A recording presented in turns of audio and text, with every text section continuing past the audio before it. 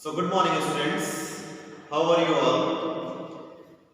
So in the class we had started this chapter number 18, that is pollution of air and water. In that part we have discussed about this air pollution that we have finished so far. Okay, today we are going to start the next topic of this chapter, that is the water pollution, pollution of water. So if you remember that what we discussed, what is water pollution? So we had discussed that water pollution is the pollution in which different types of impurities, either from the houses or from the factories or from any different other human activities, if we are going to pollute the water means if we are going to mix any harmful chemicals in the water, then it is called as water pollution. In this module, you will learn about water pollution. So in that part, we are going to discuss about this water pollution, how the different human activities is going to add the pollutants, that are the different types of harmful chemicals and the different types of human excreta, animal waste into the water, and this condition will be called as this water pollution. Okay, so let us see how this water is being polluted by the different human activities. Life on Earth would be quite impossible without water. Water covers 2/3 of the Earth's surface and makes up 75% of the human. See, this is the importance of water. As we know, without water, there is no existence of life. Because of this, only the presence of water, the life exists on our Earth, and because of this presence of water, the Earth is called blue planet. Okay. So, water is important for the survival of plants. As you know, the plants prepare their food with the help of water by the process of photosynthesis. And in our human body, almost 70% of human body is made up of water. So, because of all these reasons, the water is very essential for us, and we know that 2/3 part of the Earth is covered with water. But the water, that is the fresh water that can be utilized by us, it is very less amount. So we have to preserve the water. Instead of preserving, what we are going to do, either we are wasting the water or we are going to pollute the fresh water, because this fresh water source is very limited. So how we are doing so, that we will discuss in this chapter, and how we are going to control the water pollution. Human body. But what if the water is polluted? That's when it becomes useless and can even become a threat to our health, to the survival of aquatic life and the wildlife that depends on it. Not only its availability, but also its quality is very important for our survival.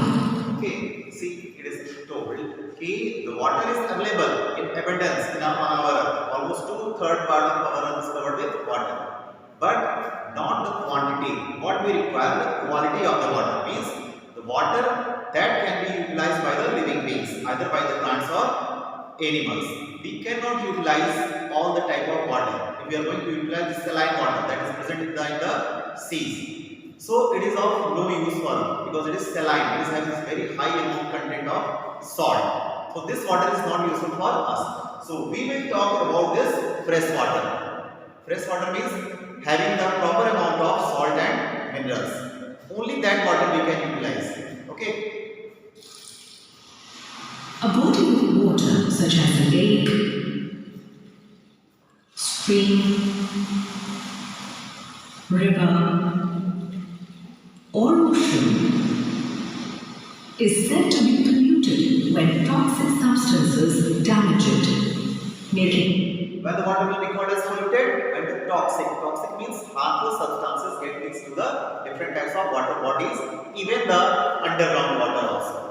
So this type of condition is called as water pollution.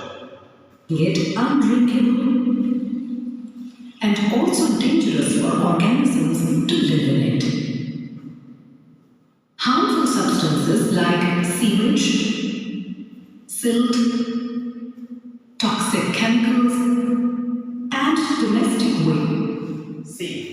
These are the different means of water pollution, and all these caused by the different types of human activities like sewage water, salt water, toxic chemicals released by the factories, and domestic waste released from our homes.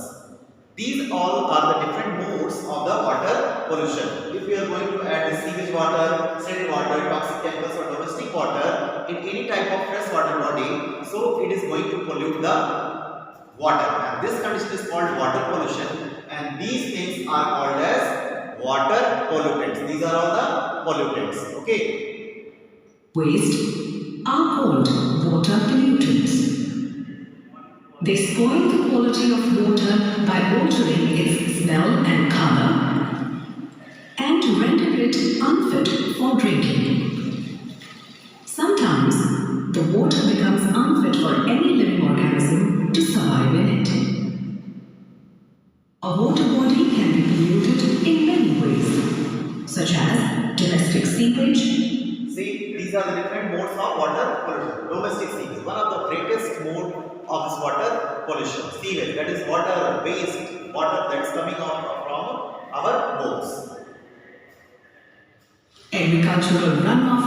Agricultural runoff, like we are using different types of fertilizers, herbicides, pesticides, different types of chemicals. Along with this rainwater, it gets mixed with the water and come to the different types of water bodies by polluting it. Containing fertilizers and pesticides, eroded soil, acid rain, chemicals released from industries. This is also one of the most important source of water pollution, chemicals from the industries. As we know, for our different needs, we have set up different types of industries, and all these industries are releasing the different types of harmful chemicals, and these chemicals, when get mixed with the water, cause the water pollution. Or other wastes from cities and towns. We add stress to our water supply system every day by using up clean water and releasing pollutants into rivers, lakes,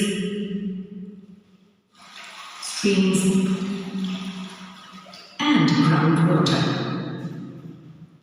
Domestic sewage is wastewater from our homes. It contains many dissolved and suspended impurities. People dump their garbage into streams, lakes, rivers, and seas, thus polluting the water with cans, bottles, plastics. So, students, these are the different modes of water pollution. Okay, so these are